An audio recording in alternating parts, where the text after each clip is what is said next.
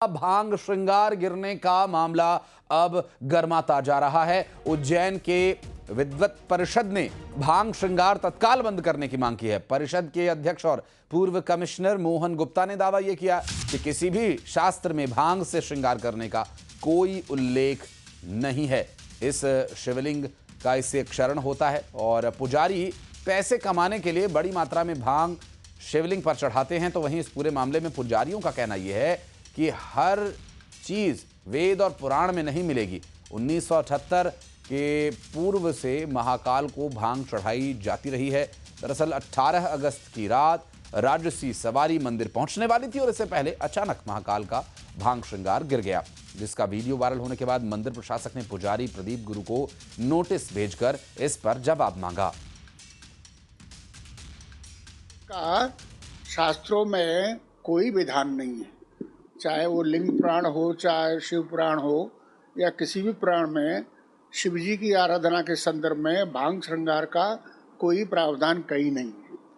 दूसरे, मैंने महसूस किया है कि भांग श्रृंगार के कारण उसमें हमेशा नमी बनी रहती है, इसमें शिवलिंग में, तो शिवलिंग के क्षरण की स्थिति के कारण बनती है। पूजा के संदर्भ में मुझे जो महसूस होता है, केवल पंडित पुजारियों का व्यावसायिक हित है, इसमें न कोई शास्त्र है न किसी कोई परंपरा है कि अगर मान लो भांग का भोग ही लगाना चाहते हो कटोरी में लगा दो, उसका पूरा उस पर लेपन करने की आवश्यकता क्यों नहीं है। भगवान की परंपरा की गत पूजा जो है उसे तो सुप्रीम कोर्ट ने भी कहा है कि जो मंदिर की परंपरागत पूजा होती है उसमें किसी भी प्रकार का कोई भी हस्तक्षेप नहीं होता है। भगवान को भांग कई वर्षों से अर्पण की जाती है, लेपन भी किया जाता है और उसकी भोग प्रसादी के रूप में भी लगाई जाती है। महाकालेश्वर मंदिर में भांग का श्रृंगार गिरने का एक वीडियो सोशल मीडिया पर वायरल हुआ था। इसके बाद विद्वत परिषद के पदाधिकारियों ने इसको गलत बताया था और कहा था कि शिवलिंग का शरण हो रहा है और ऐसे में भांग का श्रृंगार बंद किया जाना चाहिए।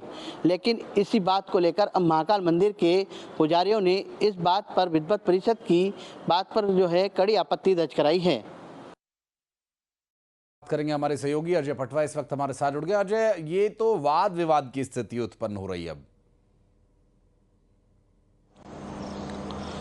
देखिए, जिस तरीके से महाकालेश्वर मंदिर में 18 अगस्त के दिन बाबा महाकाल का भांग का श्रृंगार गिर गया था, लेकिन इसके बाद महाकाल मंदिर समिति ने जो है पुजारी को नोटिस जारी किया था। लेकिन विद्वत परिषद ने इसमें कहा है कि भांग का जो श्रृंगार किया जा रहा है वो कोई जरूरी नहीं है और इससे लेकर जो है इसको नुकसान ही होता है। तो इसको लेकर जो पुजारी अपनी इनकम कमा रहे हैं। तो इसी बात को लेकर महाकाल मंदिर के जो पुजारी हैं उन्होंने कहा है कि पुराणों में इसका यानी हर उल्लेख में इसका उल्लेख है, क्योंकि जिस तरीके से जब समुद्र मंथन हुआ था तो समुद्र मंथन के दौरान भगवान शिव ने विष पिया था। तो विष पीने के बाद उनको खंड को ठंडा करने के लिए माता ने भांग का लेपन किया था। तो इसी के साथ जो है जब से ये लेपन जो भांग की प्रक्रिया है ये चलती आ रही है, तो ऐसे में इसको बदला कैसे जा सकता है। लेकिन वो महाकाल मंदिर के पुजारियों का साफ कहना है कि विद्वत परिषद चाहे तो वो हमारे साथ बैठकर जो है संवाद कर सकती है और उसको लेकर हम प्रमाण भी दे सकते हैं।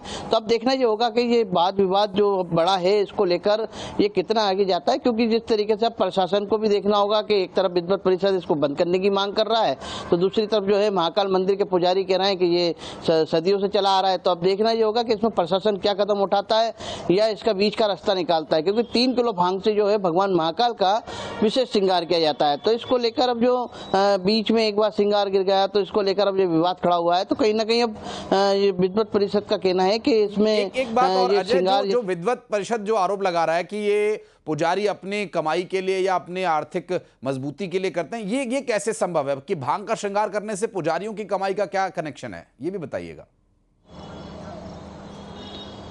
जी देखिए, जो श्रद्धालु होते हैं वे जो भगवान महाकाल का श्रृंगार करना चाहते हैं तो वो उनके द्वारा जो है भांग का जो बुकिंग की जाती है और उस बुकिंग के द्वारा जो है महाकाल मंदिर समिति की तरफ से जो तय किया गया है वो तय के हिसाब से जो है उतनी किलो भांग भगवान महाकाल को जो है पीसी हुई आती है और वो समर्पित होती है। लेकिन अब इसमें पुजारी और भक्तों के बीच का क्या लेन देन होता है ये अभी स्पष्ट नहीं है, क्योंकि जिस तरीके से इसमें कई सरकार मंदिर समिति की रसीदें भी कटती हैं और इसमें दान दक्षिणा घटना भी होती है, तो कहीं ना कहीं ये देखने वाला विषय होगा। लेकिन जिस तरीके ये कहा जा सकता है कि आज का श्रृंगार हमारी तरफ से भगवान को अर्पित होगा, उस स्तर पर उसमें कुछ पुजारियों को भी शायद कोई सेवा अनुदान संभवतः दिया जाता हो। हालांकि आप इस पर जानकारी जुटाने का प्रयास कीजिएगा, आगे डिटेल्स लेने के लिए फिर लौटेंगे आपके पास। बहुत शुक्रिया फिलहाल अजय आपका इस पूरे मामले पर जानकारी देने के लिए। और बढ़ते हैं आगे, खरगोन से बड़ी खबर, जहां मूसलाधार बारिश के चलते आईसीयू में पानी भर गया जिला अस्पताल के, और